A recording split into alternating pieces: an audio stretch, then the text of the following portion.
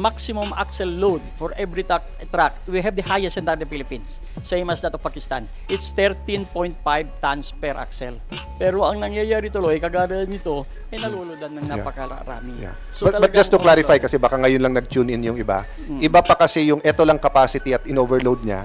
Ang sinasabi ni Engineer Cañete ngayon, palaki ng palaki yung truck, tapos ino-overload pa. Na-overload. Diba? Hanggang may anay sa hanay ng mga nasa likod ng pampublikong infrastruktura, guguho lang na parang buhangin at masasayang ang dapat sana'y kaligtasan at kaginhawaan ng ating mga kababayan. Bilyong-bilyong piso na mula sa buwis ng mamayang Pilipino ang inaksaya sa proyektong pulpol. Sa halip na kaginhawaan, dapat ang dala ay ng tulay na ito ay maayos, no? Hindi yung perwisyo na idinudulot. Talaga namang mapapaanak ng teteng ka na lang dito sa mga taong ito.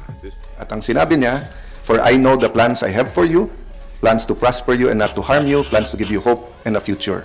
Yun daw ang sinabi ng Panginoon. So I just want to remind everyone na kung may plano ang Diyos na maganda, may plano din ang demonyo. Diba? Sabi, ang demonyo is here to cheat, to steal, and to destroy. To steal and to destroy.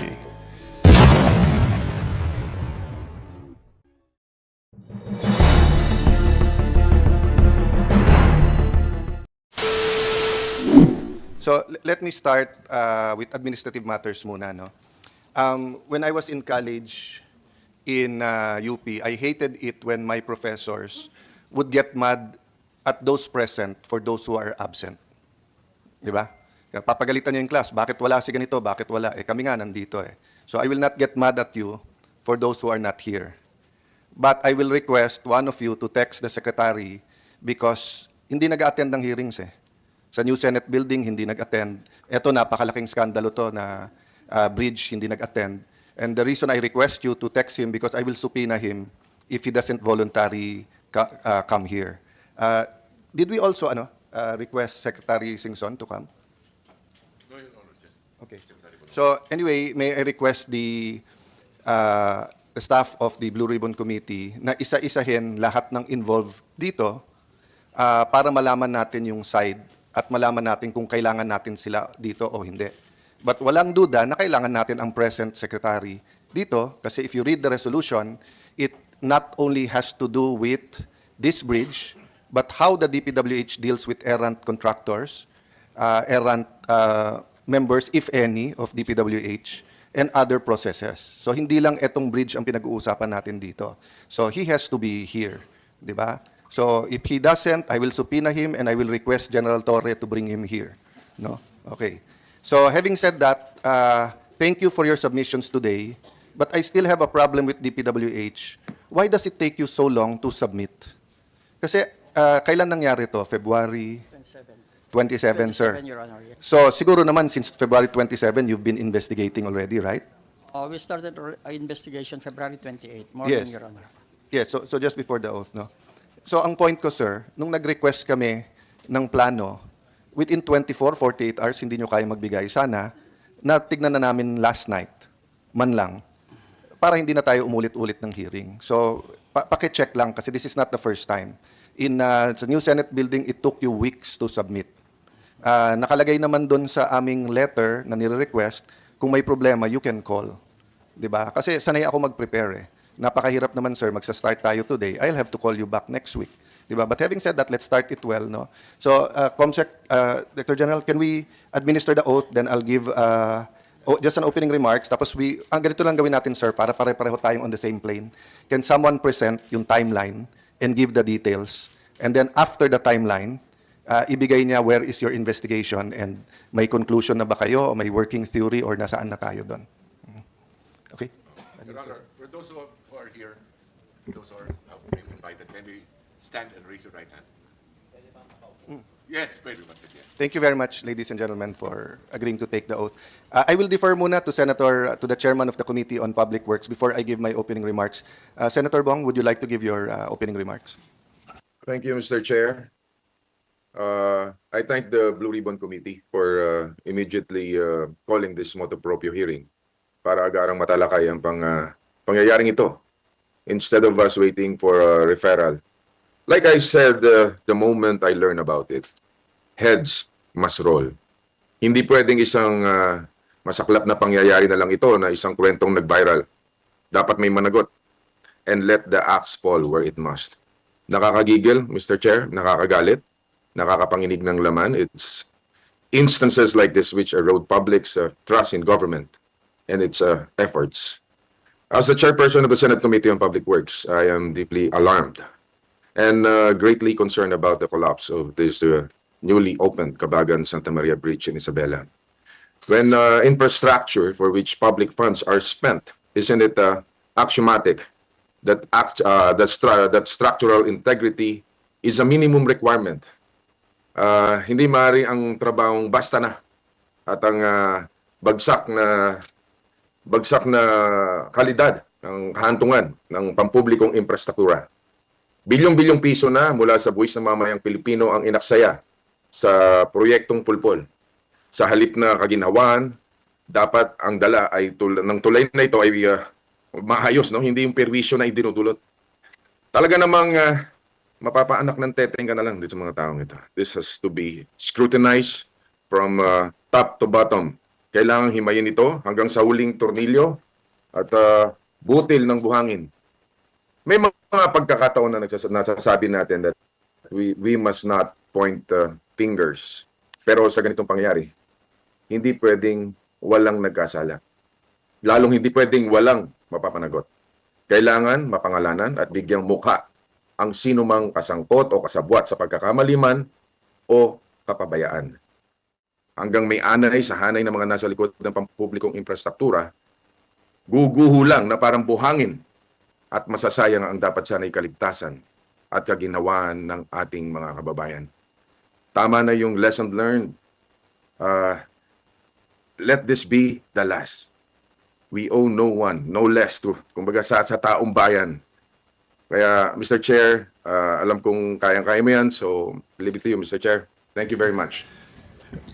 Senator, thank you for your very exhaustive and comprehensive opening statement. I will adapt your statement. And I just like to explain I was going to defer to the Committee on Public Works, pero yun nga, June 2 pa kasi magsesesyon, dun palang marirefer yung resolution as mentioned by Senator Revilla. So I asked Senator Pia Cayetano and she agreed that we can do it motu proprio, but that's why I included, in order to ensure public safety, we should look at the bidding, planning, construction, inspection, testing, and how DPWH deals with errant and abusive contractors. No? Hindi ko po nilalahat, hindi namin nilalahat. Sa dami ng infrastructure, 1 trillion. Marami sa infrastructure na ginagamit natin araw-araw mabuti. So I don't want to create the impression na, we don't want faulty generalization here. Ha? Ayaw natin na yung mga police ganito, yung mga DPWH ganyan, di ba? In the same manner na it's unfair to say all politicians are like this or like that. No? Having said that, we have to get to the bottom of this. So one line lang yung opening statement ko, then one administrative matter. No? Ang Hudyo, ang Muslim at Kristiyano ay pare-parehong nirerespeto si Propetang Jeremiah. At ang sinabi niya, "For I know the plans I have for you, plans to prosper you and not to harm you, plans to give you hope and a future." Yun daw ang sinabi ng Panginoon. So I just want to remind everyone na kung may plano ang Diyos na maganda, may plano din ang demonyo. Di ba? Sabi, ang demonyo is here to cheat, to steal, and to destroy. So we want a country that builds communities, honors God's, a community that transforms. Yung intention ng bridge na to is really to transform the countryside, di ba? Gateway to sa Cordilleras at napakagandang project. Pero now, it's a symbol of, I won't say, no, kasi sabi nung iba, yung design, sabi nung iba, yung contractor, etc. But now, let me just say, so far, it's a symbol of our failure as a government. So I want to focus on that and give you there. But before that, just one administrative matter. Sino ang regional director noong 2018 doon sa, sa Region 2? The DPWH Regional Director in Region 2 then is Director Melanio Briosos, Your Honor. Not Director Malaluan? 20... No. Wala na yata. 2019, Director Malaluan, Your Honor. 2018, I know it's Director Melanio Briosos. Okay. Apo. Sige. Kasi Director Malaluan is now Regional Director of Metro Manila and soon to be promoted, right? Yes, Your Honor. Yeah. She will soon be my Assistant Secretary. Were you present during the budget briefing? Yes, Your Honor. were you present when I said na isa sa pinakalokong contractor sa buong Pilipinas itong J.D. Legaspi na mas marami pa siyang abogado kaso sa engineer? I was there, Your Honor. And isa sa infamous cases niya is DOH, billion pesong kontrata, health centers all around the country, nasingil niya ng 15% sabay-sabay yung unang gawa, na imposible naman 15% lahat nung nagawa all over the country. I mentioned that. Do you recall it? Okay. The DPWH promised me that they will look into it and they will discipline this contractor. So the decision was to terminate the program. Hindi lang pinayagan ni Malaluan, ni Director Malaluan, to them to continue. Sulat pa siya ng sulat, napayagan sila. So napaka-delayed tong contractor na to. You know, they even forged a document by the local government. May ordinansa na yung lupa, hindi mo pwedeng ilabas ng tagig. They forged. Gumawa silang sariling document na pinayagan daw ng city. And then nung tinutuloy yung kontrata, pangalan ko daw ginamit. Patay kayo kay Senator Alan dahil sinabi niya ituloy yung project. And then ipropromote nyo si Director Malaluan. I will give you the documents. But just to start out the hearing to show you that there are errant DPWH, sinabi ko na sa hearing na to eh. Dito sa, I don't know if it was this room, na wag nyo kaming paglulukuhin pagdating sa infrastructure. So may you look into it, Yusek Pipo, and bring it up to the Secretary. Yes, Especially if she's going to be your Assistant Secretary, delikado ka. Yes, I will Hanggang inform huli, the Secretary. sumusulat siya, napayagan ng ituloy. Tinerminate na, tuloy-tuloy. Nung hindi tina-terminate, hindi niya ginagawa yung project. Pinabayaan. Nung tinerminate, ginagawa. Nung sinara yung mga gate, kasi terminated na, sumusulat si Director Malaluan. So that's why, let me start with this question, then I'll turn over to you. During the term of Secretary Bunoan, 2022, sometime till now, how many contractors have you blacklisted in DPWH? Let me check our Sige. records, Your Honor. We can go back to that, Yes, Pero Your let's look at that and submission. How many contractors are registered with DPWH around the country, and how many have you blacklisted or disciplined? No? Then maybe later on you can also give us the statistics, ilan yung delayed at hindi. Nakasalanan ng contractor, ha? Yes, of course. Hindi problema yung whether or may stoppage by whoever. No? So sir, sinong magpe-present ng timeline? I will do the presentation, Your Honor. Sige sir, the floor is yours, sir. Thank you. Your Honor, this is the chronology of event that started 2013. In 2013, the project was conceived and the plans were prepared by the joint venture of UTC, PPART Consult, and Schema, and approved by Secretary Rogelio Singson during that time. That was 2013, Your Honor. And based on the approved plans, Your Honor, the bidding was conducted for phase 1. Sir, sorry, just for clarity para hindi maiwan. So yung 2013 original dead, so hindi to design and build. So Hindi siya, yes, Your Honor. You bidded out the design? Yeah, we bidded out the Okay. design separately, but to a design consultant. So Your you Honor. approved the design 2013. 2013, Your Then Honor. ang binid nyo na yung construction na. Yung construction, Go ahead, yes, sir. Your Honor. Number one, sir, may report ba yung una yung pinadala na Meron, taga... Your Honor. Meron. Ano nakalagay sa report? Did they follow the testing? The initial report, Your Honor, they investigated only the failures. What was... O, hindi ba, sir, part ng failure? Tignan mo sa testing. Kasi kung sa testing pumasa lahat, hindi ba logical yon? First of all, Your Honor, it is mandatory for our field offices that all testing must be conducted, that test results Yes, should sir. be attached. But it's mandatory na hindi bumagsak yung bridge, bumagsak eh. Oo nga. So obviously, you do not, someone there did not follow what's mandatory. That's why you should check kung ano yung mga testing, di ba? Yes, Your Honor. O, kasi may conclusion na eh. Na it was who made the conclusion that it was the design? Obviously, the President will not say that unless it came from DPWH, di ba? No, it's not actually a conclusion until such time that the forensic investigation will be conducted, Your Honor. But you did again, submit a report to the President.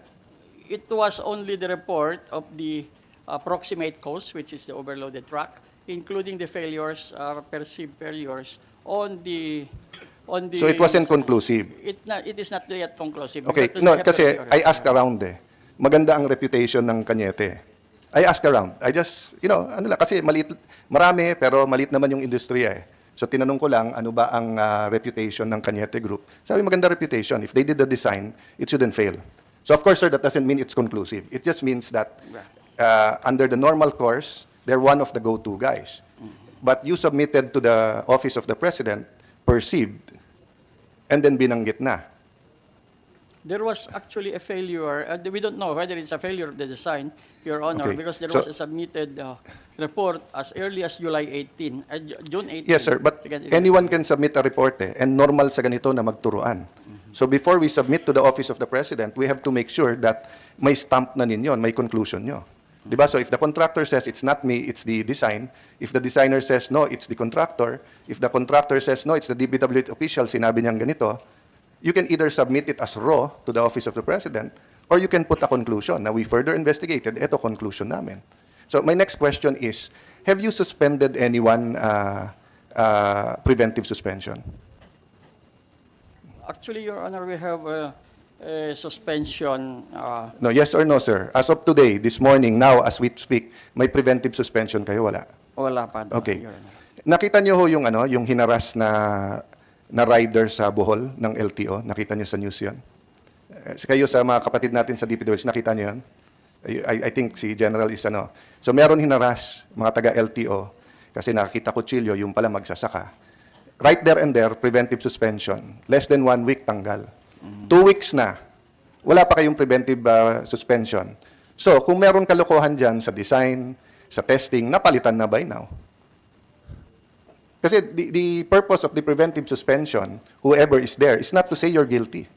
Di ba? So ngayon, for example, I'm in charge sa Senate, nung new Senate building. Kung may mangyari ngayon dyan, dapat I am barred from dealing with anything there or my predecessor. Kasi nga, may access kami sa mga dokumento. Di ba? So that's my point. What kind of investigation are you doing? That's why I want your secretary here. Parang hindi kayo seryoso sa, sabi ni Senator Revilla, heads have to roll. How will they roll if you allow them to talk to people, to do everything, etc.? Diba? If you were the guilty person, no? If I was the guilty person, what will I do? I'll cover up, di ba? I'll get the plans, I'll talk to Engineer Cañete, I'll talk to Mr. Pablo Resines, I'll talk to Ricardo Interior, I'll talk to everyone. Di ba? That's why you have a preventive suspension during the investigation. Walang personalan yon. And that's why the preventive suspension is a limited period. Para matapos mo rin. So kung sabihin mong 15 days yung preventive suspension.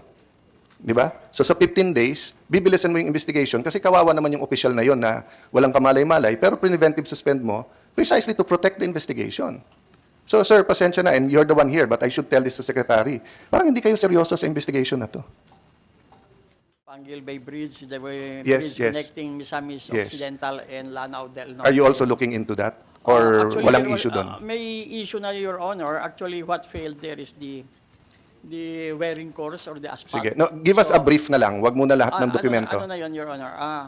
Napapalitan na nila. Yeah, but ang question ko, sir, sino nagbayad nung pinalitan? Yung contractor or? It's the contractor. Your Contractor, Honor. okay. It's the So, contractor, under their warrant. anything that you are confident that walang anomalya and just give us a 1-page, 2-page report. Na ganito nangyari, ganito, di ba? Yes. But anything that sounds fishy or looks fishy to you, meaning, for example, nasa warranty pa, ilan ang pag-bridge ba, gaano katagal ang warranty? The fixed liability period is 1 year. However, the warranty for the entire structure is 15 years. 15 years. Yun sa procurement law yun, no? Yes. Hindi naman nagbago sa bagong procurement law, no? 15 years pa rin. Hindi naman nagbago. So meaning if it falls squarely under that 15-year period, meaning yung defect falls under that, kailangan ang gumastos ng retrofitting o pagpapaayos doon, yung contractor. Yung contractor. Tama, Yes, Your Honor. di ba? Oo. Unless it's a design flaw, then hindi yung contractor. Yes, Your Honor. If it's a design flaw, you have to sue the designer, tama ba yan? They should be the one But responsible. Your don't Honor. you have a parang protocol na dyan? Kasi nga, you have a 1 trillion peso budget this year. So, of course, anyone, for example, iPhone ang bilhin mo o rubber shoes, you want to make sure na if you spend 5,000 pesos on that rubber shoes, pag nasira, you have to know, pwede bang i-return, aayusin ba, anong gagawin, di ba? So, di ba kasama yun sa kontrata ng DPWH, sir, na kapag may problema, pag hindi mo in-accept, hindi mo babayaran. Yes. Di ba? But, by the time na hindi mo bayaran na tapos, hanggang magkano ba ngayon ang binibigay natin na kapag what you call that, sir, yung binabayaran mo habang Yung, progress billing? Progress billing, Your Honor. Hanggang ilan % ang progress billing natin ngayon? For projects below 100 million, we are allowed only to pay up to 90%, then 95% for projects above 100 million. So medyo mabigat. No, I do understand na if you don't give progress billing, ilan lang contractor makakakuha ng malaking project kasi it's hard to have that much capital. But ang problema mo ng hanggang 90-95%, pag hindi mo in-accept, 5% na lang ang problema nila. So if they made 20%, bali wala na sa kanila yung 5%. Demandahan na tayo, and it takes time sa korte. So you should also review that. It should be enough for the contractor to continue, but, so for example, no, assuming nakakuha na ng 90%, may bond ba yan? Meron, Your Honor. Yung ano equivalent ng bond? Yung equivalent amount of the billing, Okay. Your Honor. So pag hindi mo in-accept, you can go after the bond. Yes, of course, Okay. Your Honor. You can go back for 100%, not Yes, just for of the course, 5%. if it will be So 100% effective, that's Your good. So having said that, shouldn't you already have a protocol na pagka nagka-problema, in-accept nyo na, nagka-problema yung bridge, o kung contractor, parang mind mapping lang yun di ba? Kung contractor, and within the 15 years, kayo magko-complete. Kung design, what do you do to the designer? Ang designer, walang bond, di ba? So far, wala tayong mga fixed na That's why policy tungkol that's why doon, Your dapat Honor. mas mahigpit tayo sa nagdi-design kaso sa contractor kasi yung contractor you can go after their band or ban them. Ang designer is a different di ba? That's why importante yung designers, magaganda yung reputation, di ba? Yeah, the finding is may May problema. problema, yes, Your Honor. Hindi nyo nilagay sa finding ano nag-cause ng problema. May warranty ka eh. Hindi, Your Honor. Hindi what, sir? Hindi nakalagay doon sa Hindi kasama sa warranty pagka mayroong cracks. Kawawa naman tayo. So yung 1 trillion budget natin this year, pagka nagka-cracks yun, retrofit. Hindi Alam ko sa retrofitting, sir, is may problema ka sa original or nag-upgrade ka. Yun ang ibig sabihin ng retrofitting. Kung nag-upgrade ka, no problem. Kasi hindi kasama sa kinontrata mo dun sa kontrata. Pero kung binabalikan mo yung problema nun, hindi dapat gobyerno magbabayad nun. Kasi nga, problema nung yon. Of course, it's the defense of the contractor kung sasabihin lang hindi sila may kasalanan kaya nag-crack yun. So the department did not even, and the consultants did not have a conclusion kung bakit nag-crack. Your Honor, we haven't, I don't know what transpired after that. Yeah. Can you look into it, sir? Yes, Your Honor. But you get my point. Yes, Your Di ba? Na hindi, kasi dun pa lang, Yes, ano Your na, Honor. does the contractor want to say anything at this point? Go ahead, sir, ha? Kasi this is a fact finding. We want to know the facts. Nung nagka-crack, sir, anong cause supposedly? First of all, sir, yung sinasabi ni USEC people na retrofitting, it is a result of the third-party consultant, Your Honor. Dahil dun sa findings nun, Sir, according to them, yung third party kinuha lang because yung regional director may nakita na problema sa 8th na span. yes, sir. Oo. So may nakita daw na problema. Ano yung problema na yon? Hindi kinommunicate sa inyo? Yun ang kwan. Kayo din ba, sir, gumawa nung retrofitting? Hindi na. Yes, Your Honor. Oh. So, anong inayos nyo? Yung plano na ginawa nung third-party consultant, Your Which Honor. was what? May binalot ng bakal? May what was it? Niretrofit nila lahat yung mga girders, Your Honor. Strinente nila? Members, yes. Oh, so meron tayong room ng Wednesday or Thursday. So why don't you give us all the documents by Monday, consult with the secretary, form your committee and everything. Let's go through what we know and what we found out sa contracts on Wednesday or Thursday. Then hopefully we can end there and allow you to continue, no? But please communicate very strongly. Yung sinabi ko, number one, we expect the secretary to be here pag ganito ka bigat yung problema. I mean, you're more than qualified and I thank you, USEC people, you're a exemplary resource person, no? Knowing your trade. But it's the responsibility of, naging secretary din ako eh. So kapag ganun ka bibigat, I go myself, I make time. Okay. Secondly, sa Pilipinas, incentive, disincentive works. Actually, all around the world, it's basic economics, di ba? When you punish people for doing wrong, they stop. When you don't punish them, they think your kindness is weakness. Di ba? Number 3, perception in investigations is as important as reality. So kung in reality, ang mga preventive suspend or sinabi mo sa contractor, we'll look at this, ganyan, 15 days, It might seem like a punishment, but as soon as you finish it, 15 days, 30 days, nakakahinga ng malalim lahat. Di ba? Hindi katulad ngayon, nagsasagutan sa media whether it's the design or the contractor or it's just really the truck na hindi talaga or it was the person na... Kasi nasa finding nyo naman, tama ba sir, na pinatuloy talaga daw nung ano, no? Nung flagman, no? Nung flagman, di ba? So, for the record lang, tama, General, no? That's the information available, no? So, there is a possibility, sir, na talagang overloaded kaya bumagsak at yon. Ang problema nga, there are questions that should have been answered by now after 2 weeks, like katulad niyan, tinignan isa-isa, di ba? And third, come up with the reforms yourself. So, katulad nun, ang laki-laki ng DPWH, baka you need an office, kahit 10 tao na parang internal police nyo, na pag may nangyaring ganito, alam na niya kung anong hingin dokumento. So, in the same manner that you don't expect us lawyers to be engineers, we don't expect you engineers to be lawyers, di ba? Or architects to be lawyers. Pero isang buong departamento kayo eh. May legal division kayo, di ba? Oh. So for example, sir, pwede namang committee yan, pero pwede yung head ng legal nyo yung head investigator eh. Di ba? So anyway, I won't elaborate. Si Senator Revilla. So anyway, just to remind sir ha, let me know if I have to subpoena the secretary or he will go on his own volition. By this afternoon, we can tell you kung Wednesday o Thursday. No? Tapos, submit the number of contractors disciplined and how many are registered sa DPWH. Please submit yung manuals. We would appreciate, of course, if you underline or point out the relevant... I'm talking about the testing, di ba, the periodic testing. And meron ba kayong tools like a punch list or a checklist to make sure na naganap yon. Yung one-pager dun sa approval nga nung where the Bureau of Design is involved or not, no? The third-party report, di ba? And if there's any document that triggered the retrofit, meaning did they even look into, if they didn't, wala tayong magagawa, but at least it's factual. Did they even look into nakasalanan ba ng contractor o hindi? Or basta eto problema, ibid na lang natin. So that we can find out, sir, how we can avoid this. And then yung report dun sa 2 other bridge, you don't need to give the whole plans nung 2 others muna para hindi ma-model yung ating, okay. Yan. So is there anyone else who wants to make a statement at this time? You're most welcome. DPWH muna before I go to the... Your Honor, we are fully supportive of the investigation that is being conducted, and we very much welcome of the Honorable Chairman's Committee to conduct the investigation, because we also have to clear the name of DPWH. Yes. For the past 2 weeks, the DPWH has been the, you may say, the laughing stock of the entire nation. That's why we have to clear also, and we have to point the blame or where the problem lies before anything else. We have to go to the bottom of this, Your Honor. Let me just yes, Your Honor.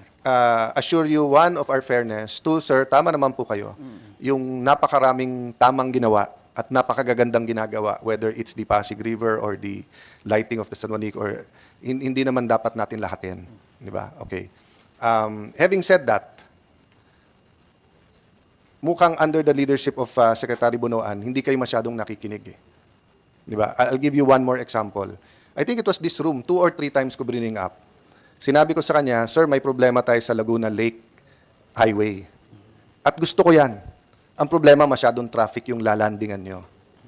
Sabi niya, okay, mag-meeting. Then sinabi niya, hindi natuloy.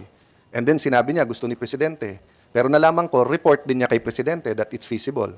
O ngayon po, kakasubmit lang po ni R.D. Malaluan ng letter na wala daw pera ang region for an updated traffic report dun sa area for the mas maliit na missing link. May missing link road eh, from Lower Bicutan to Muntinlupa, which is half the size or 1/3 the size of the Laguna Lake. So, sabi si Secretary na okay yung Laguna Lake, may lalandingan, 45 minutes na within a kilometer ang traffic.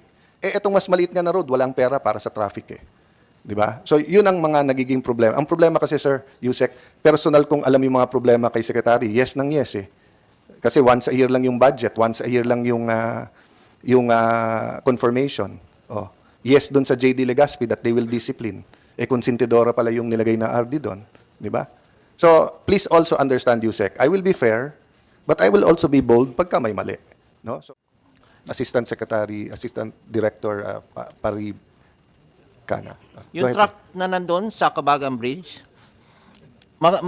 nandun din yun sa internet, makikita mo yung classification ng truck na yun. Saka sinukat din yun ng Region 2. Nasa 30 cubic na siya, doble na siya ng mga 15 cubic dati na dump truck. That means na dumoble na yung bigat nun. And ganun pa rin, tandem pa rin na axle ang nagdadala nung kargada na yun na 30 cubic. Napag-iwanan na yung design sir, notes it's a namin. complex issue, di ba? Kasi Yes, gusto dahil natin... walang police power ang DPWH. Yeah. And not only that, sir, gusto kasi natin mas mura din yung bilihin. So, Yeah. of course, one load of truck instead of dalawang truck is Yeah. also beneficial sa pagbaba ng presyo. But on the other hand, if our roads and bridges are not made for that load, malaking problema din. So, it's something that DPWH and... Baka hindi alam ng mga bata, nung araw, it was Department of... magkasama dati, di ba? Ang transportation at highways. Oo. Oo. Kaya lang lumaki ng husto. Saka sir, hindi lang tulay. Mga kalsada natin. Babasagin niya yung mga konkreto natin. Kaya makikita mo yung mga major trunk line of commerce na maraming truck. Manila South Road, Cagayan Valley Road, Maharlika Highway. Walang katapusan reblocking yan. Billion-billion ang naaksaya dyan dahil nasisira yung kalsada sa tulay natin. Anyway, si Senator Revilla is also monitoring. We can ask nga kung between the committee and DPWH there's a ongoing review nung Yes, Your Honor. nung I mga think code. there's also an ongoing review on the issue on overloading because we're trying to look into. As a matter of fact, as my good colleague has mentioned, the maximum axle load for every truck, we have the highest in the Philippines, same as that of Pakistan. It's 13.5 tons per axle. Pero ang nangyayari tuloy, kagaya nito, naluludan ng napakarami. Yeah. So But just to talagang clarify, overload. kasi baka ngayon lang nag-tune in yung iba, iba pa kasi yung eto lang capacity at in-overload niya. Aha. Ang sinasabi ni Engineer Cañete ngayon, palaki ng palaki yung truck, truck, tapos ino-overload pa. Na-overload Diba? And that's why I think Sir Manuel wanted to say something. Good afternoon, Your Honor, and to the guests. Actually, part of our discussion this morning with our Assistant Secretary is to really look into the configuration of the new imported trucks. And we have to really upgrade also our consideration with respect to the design of roads and bridges, especially on the thickness and the strength.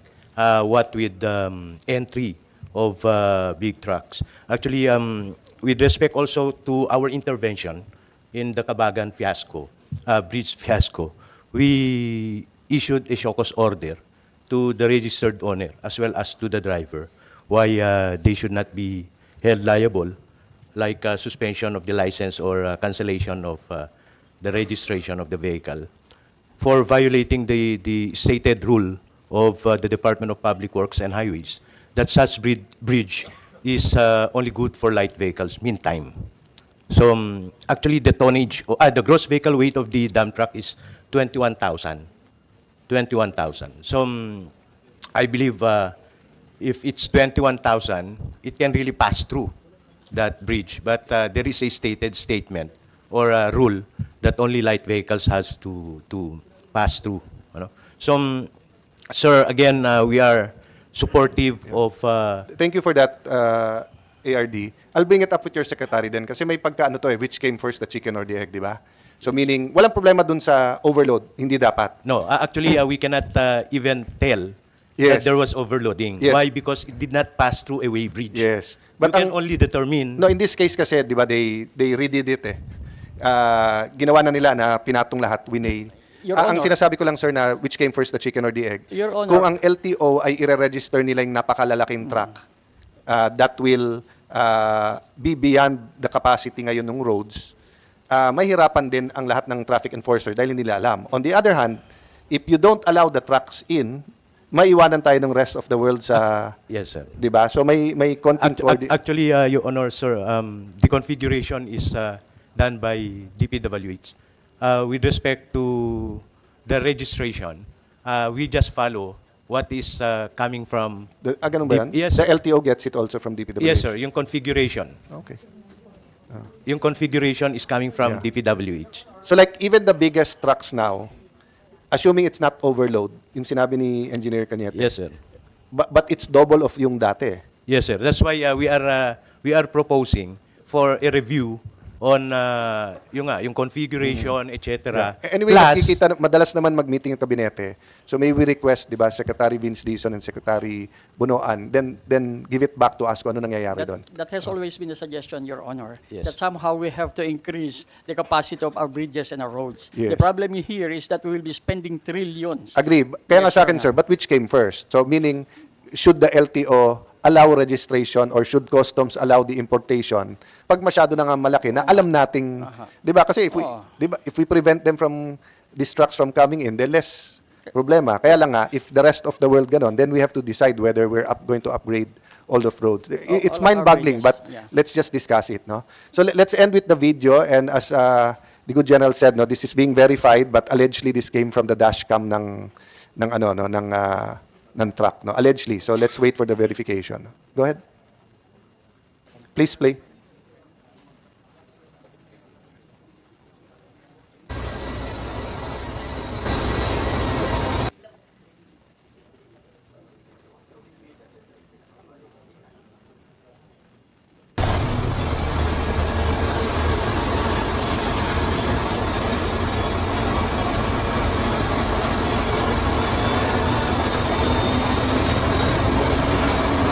Parang na, okay. Parang hikyo lang.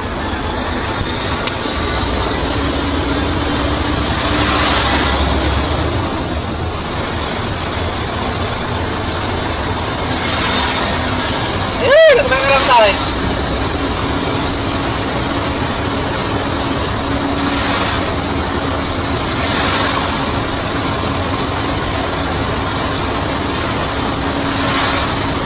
Kaya, tumakal ka. May tulog na nga magkama lang no kuwano eh.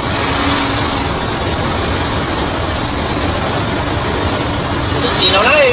Yo, ha? Ito kumakuha, dapat kumati ulit niya. Sinaw tunod ka. Pero tinulit ko ha. Pasular ka talaga kita? Pasular siguro. So, naduot maalang at ulang na tata. Iwana sa ulang. Hindi ka lang.